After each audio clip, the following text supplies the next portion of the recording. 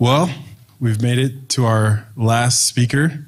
Is everyone we're all still good? Awesome.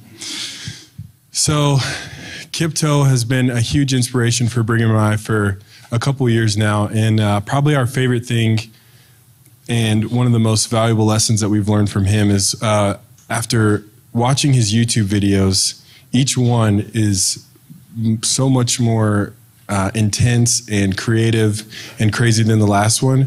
And so we've kind of implemented that practice in our own lives of like, how can we, upgrade things? And it's always so exciting to be able to sit down and like, oh, Mom, Kiptoe just dropped a new video. Let's go check it out. But yeah, Kiptoe is, he's just been a huge inspiration, and it's a great honor for us to have him here. And so without further ado, Kiptoe.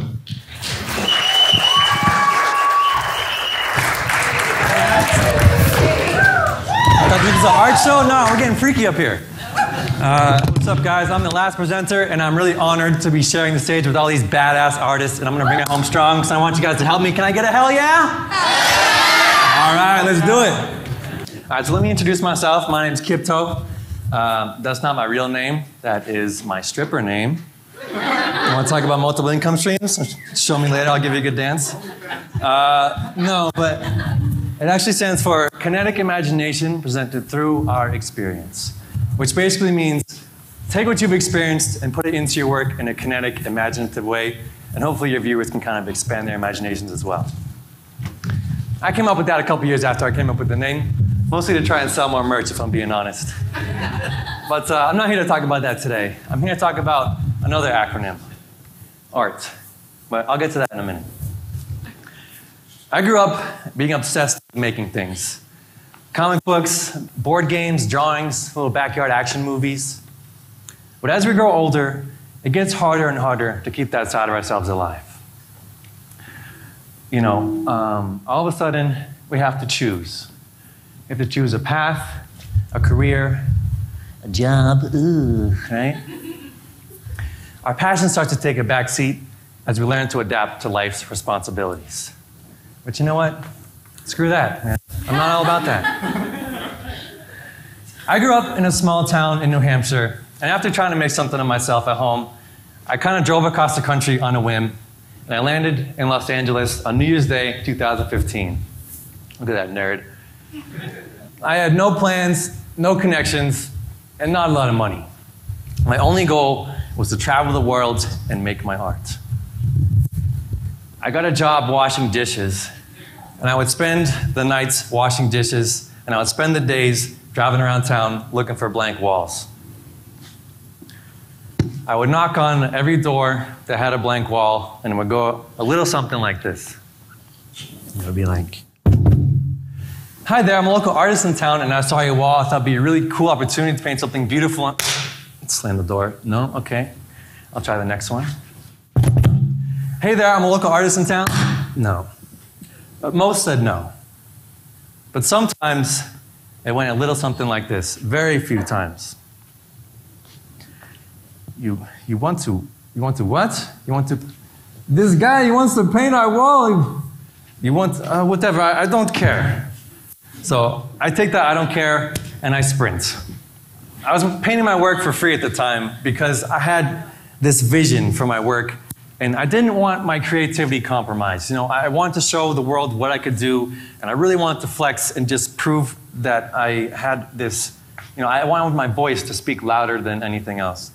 And I did this all around town for about a year. And at the end of that first year in LA, I applied, I went on Facebook, and they have these little art department groups where they have little jobs and stuff. Facebook was a lot bigger back then than it is now. But I went on Facebook, and I applied for a random scenic art position. And I was like, oh, yeah, I'll give that a shot. And they saw my work, and I got the job.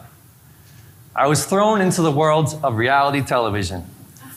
I worked on the season finale episode of The Amazing Race, spray painting props for the contestants to use on the show. It's me and Phil. I don't know if you guys watched that show, but... and so, yeah, it was only a one-off gig. It was just a one-time thing. But I was so excited that I quit my job right then, and I promptly celebrated. I quit my job today These are my nasty, dirty, stinky, dishwashing clothes.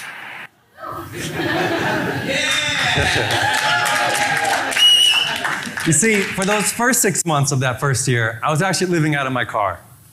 I drove across the country in my car, and then when I got to LA, I just continued to sleep in there. I was a little Camry. I put the passenger seat down, and I slept in my sleeping bag like that. Did that for 6 months. So I would paint murals from like 8 to about 3 in the afternoon, pack up my stuff, drive across the valley, wash dishes from 5 to about 1 in the morning, and sleep in my car on the side of the road. I did that for 6 months. And the other 6 months, I actually got a room. I wasn't a savage the whole year, okay? But by the end of that first year, I was just so ready to be an artist. And so I kept doing it. And 6 months after that, I was continuing to develop my style and develop my YouTube channel. And as I was working on this mural right here, I got a phone call from the production designer of The Amazing Race. And he said, hey, I got a spot on my team for a set decorator, and you're my first phone call. Are you interested? And usually it goes like, scenic art, set dec, production designer, or something like that. And I thought, oh, I'm moving up in the world, all right. And I thought, this checks off a lot of boxes.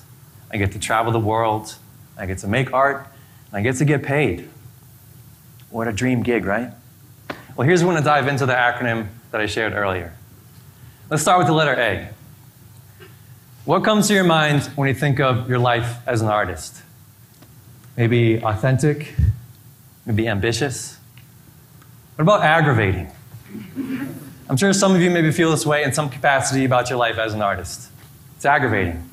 You spend all your time making it, but nobody cares. You pour your heart into it, but you can't sell it. You work a job you don't like just to suck away all the energy you have for the thing you actually care about. Well, 24-year-old me thought he had it all figured out.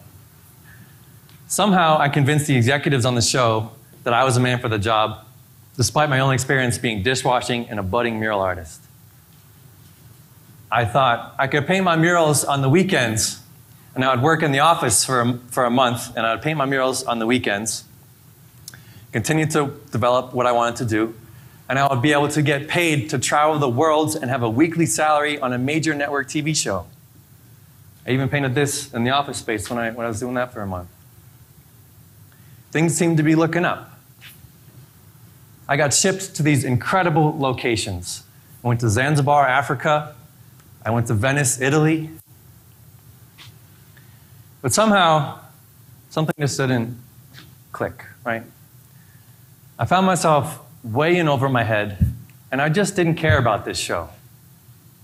All I could think about was making my own art. Plus, when I got there, the set decorators, the local set decorators, pretty much had everything all set up. So when I got there, I felt kind of useless. Like I was kind of like wasting my time, right? I felt useless, like I didn't belong. You know what that does? That creates clarity. I know what I don't want to do. And what I do want to do has never been more clear. I didn't last long. They fired my ass and sent me on a 13-hour flight straight back to Los Angeles. Didn't even make it through the whole show. And yeah, I failed. I failed pretty hard at something that I thought that I wanted. But in the end, it was only a diversion. And it was actually the best thing that could have happened. And my wants became much more clear and much more strong. They didn't even become wants, they became needs. I needed to prove myself that I could do this and that this feeling was right. And I needed to prove to the world as well. That's where I'm going to get into the next letter, R. Ridiculous. Now that I'm fired and I'm all jacked up, I'm thinking to myself, what can I do next, right? What's the next thing? So you come up with a ridiculous plan. Maybe something a little risky.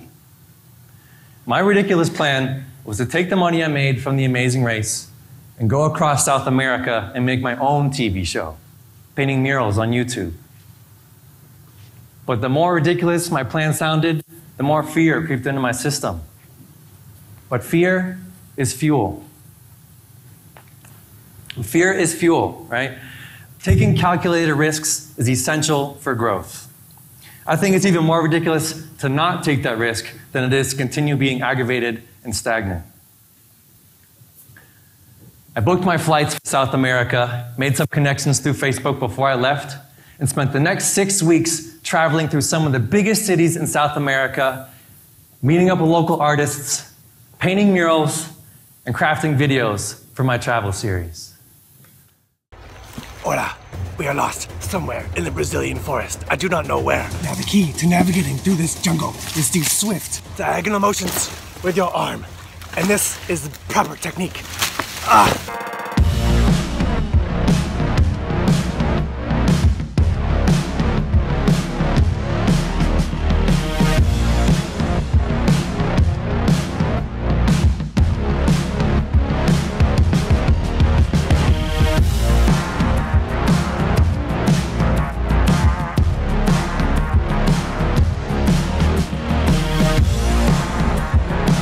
Get off the ladder for 2 seconds. This is what happens.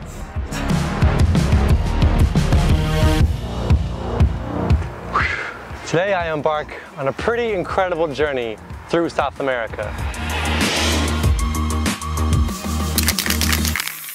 So, not only did I have like 1.4 quantum buttloads of footage to go through, but I had a much bigger appreciation for the world, and I had some incredible life experiences that I will definitely never forget. But that's a whole separate presentation. I flew back home and started editing furiously, releasing videos every 10 days. It was an instant success. I rapidly gained 1 million subscribers and had a raving fan base. No, just kidding. Didn't work like that. I worked my ass off for a couple hundred views. But I wasn't doing it for the views. I was doing it to get more mural opportunities and to show the world what I could do. And I was having an absolute blast, and I knew it felt right. Ask yourself, does this ring true for me? Does this feel right? Am I willing to bleed for this? If you said yes to those questions, then you just might find that it's totally worth it. 4 months after releasing all my videos on YouTube and Facebook, I got an email that would change my life. It was an invitation to an all-expenses-paid mural festival through Colombia. 5 weeks, 4 cities, 1 gringo. All I had to do was say, "Sí, por favor!" My dreams had come true, and quite rapidly in that fact. All I had to do was take that first leap. And you might be asking, so were you getting paid for these murals? No, I wasn't. It was basically an all-expenses-paid trip to do exactly what I loved doing the most. I was getting paid in life experience, and I was quite wealthy in that fact. My passion piggy bank was overflowing. And then I did stripping, like I talked about earlier, to pay the rent. No, I'm kidding. I actually got sponsorships on these Colombia videos, which actually paid for all the money I spent on South America the first time, and then some. And skyrocketed my mural and my YouTube career. And I've been a professional mural artist and a professional YouTuber full-time since 2016, and I've only gotten more and more opportunities since then.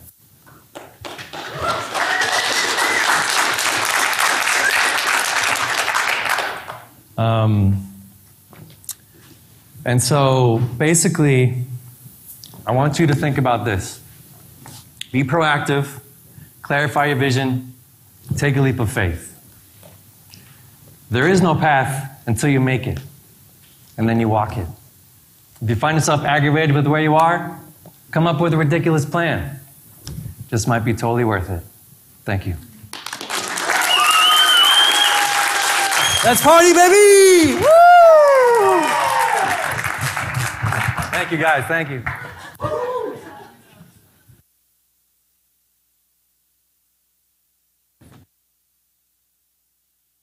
All right.